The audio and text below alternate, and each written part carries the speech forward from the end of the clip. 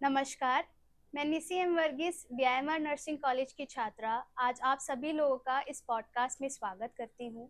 आज के पॉडकास्ट में हमारा चर्चा का विषय रहेगा स्तनपान। जैसे कि आप सभी लोग जानते ही होंगे कि अगस्त का पहला सप्ताह ब्रेस्ट फीडिंग वीक की तरह विश्व भर में सेलिब्रेट किया जाता है और हमारी भी ये पूरी कोशिश रहेगी कि इस सप्ताह में पूरा हम कुछ ना कुछ आपको अपडेट्स देते रहें। तो आज हमारे साथ हैं डॉक्टर वीके शर्मा, जो कि ग्वालियर संभाग में एक सीनियर पीडियाट्रिशियन है। अभी वर्तमान में वो बीआईएमआर हॉस्पिटल्स में एनआईसीयू कंसल्टेंट इंचार्ज के पद पर कार्यरत है। आज इस अवसर पर सर का हार्दिक स्वागत करना चाहती हूँ इस thank you so much. Podcast में। सर, आपसे ये सवाल है कि आजकल भी जब हम देखते हैं तो लोगों में ब्रेस्ट फीडिंग को लेकर जागरूकता की कमी है। आप हमारे दर्शकों को इसके फायदों के बारे में बता सकते हैं?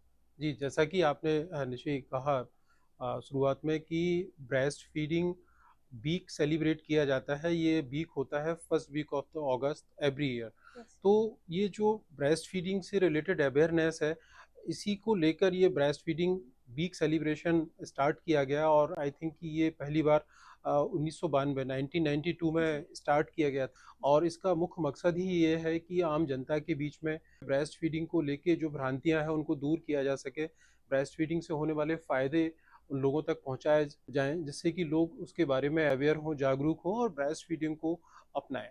ब्रेस्ट फीडिंग के फ़ायदे की यदि हम बात करते हैं तो उसको हम 2 या 3 कैटेगरी में डिवाइड कर सकते हैं।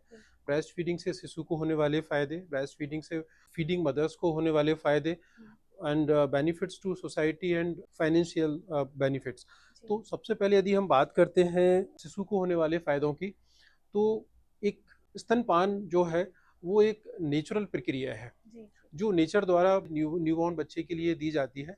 और इसमें आप देखेंगे कि जो ब्रेस्ट मिल्क है वो एक कंप्लीट बैलेंस्ड फीड है बेबी के लिए। इनिशियली ऐसा बोला जाता है कि इमीडिएटली डिलीवरी के बाद में बेबी को ब्रेस्ट फीड मिलता है हाँ। तो उसका ओवरऑल डेवलपमेंट बहुत बेहतर तरीके से होता है। तो बैलेंस्ड डाइट होने की वजह से, और यदि कोई बच्चा एक्सक्लूसिवली ब्रेस्ट फीड रहता है यानी कि सिर्फ 6 महीने तक माँ के दूध पर रहता है, तो उसका शारीरिक विकास भी बहुत अच्छे तरीके से होता है और मानसिक विकास भी बहुत अच्छे तरीके से। इसके अलावा अन्य कई सारे फायदे हैं।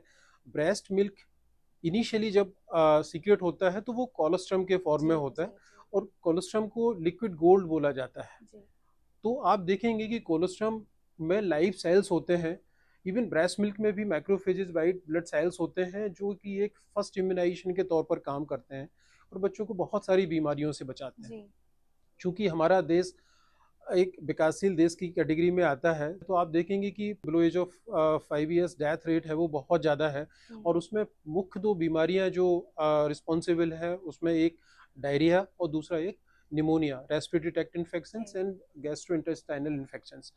यदि कोई बच्चा ब्रेस्ट फीड बेबीज है, एक्सक्लूसिवली वो 6 मंथ्स तक माँ के दूध पर रहा है, तो निश्चित तौर पर हम ये कह सकते हैं कि उस बच्चे में आने वाले वर्षों में ये दोनों बीमारियों का खतरा बहुत हद तक कम हो जाता है। तो इन्फेक्शन से भी बचाता है, बच्चों को प्रॉपर न्यूट्रिशन भी देता है, ब्रेन डेवलपमेंट में भी हेल्प करता है। क्योंकि यदि हम बच्चे को माँ का दूध नहीं दे रहे हैं तो बट नेचुरल है कि हम कोई दूसरा सप्लीमेंट्री फूड या सप्लीमेंट्री मिल्क हम उससे देंगे। काऊ मिल्क में आमतौर पर देखेंगे तो एक स्पेसिफिकली बात की जाए तो टॉरिन नाम का एक अमीनो एसिड्स होता है और डीएचए ओलिगोसैकेराइड्स होते हैं।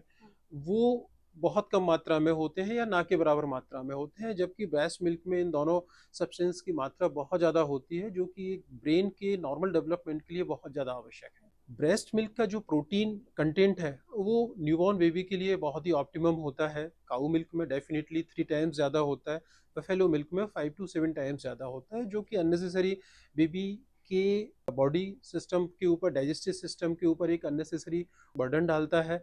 और कई बार यही प्रोटीन इनिशियली एक एलर्जन के तौर पे काम करती है, जिससे बच्चे को भविष्य में एलर्जी होने की संभावना भी बढ़ जाती है। यदि कोई बच्चा एक्सक्लूसिवली ब्रेस्ट फीडेड है तो उसको फ्यूचर में एलर्जी होने की संभावना बहुत कम हो जाती है। रिसेंट जो स्टडीज हो रही हैं उनमें आप देखेंगे कि जब बच्चे बड़े होते हैं तो यूजुअली वो ओवरफेड नहीं होते हैं, जबकि काऊ मिल्क या सप्लीमेंट्री फीडिंग यदि हम बच्चे को दे रहे होते हैं तो बच्चे यूजुअली ओवरफेड हो जाते हैं।